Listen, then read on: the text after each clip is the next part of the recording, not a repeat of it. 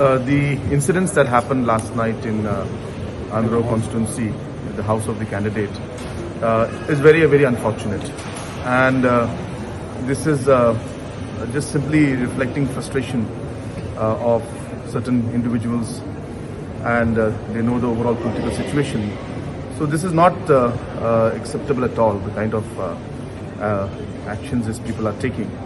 And we in politics and democracy have always believed in casting expressions through our speeches and our votes, but this kind of behavior and this kind of an action is completely unacceptable.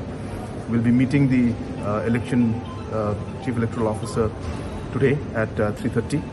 I have already called him up in the morning and expressed our deep concern on the kind of current situation that's prevailing in this elections, which as far as I remember, this is my 5th election in Manipur.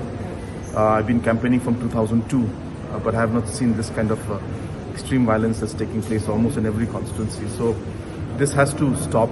The Government of India also, the forces out here also, as well as the Election Commission has to take cognizance of this and take necessary action so that free and fair election can take place. So we will ensure that we take this up at the highest level, including MHA, as well as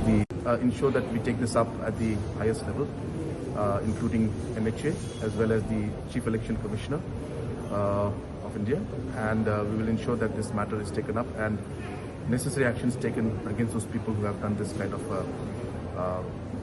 action, which is, as I said, completely unacceptable.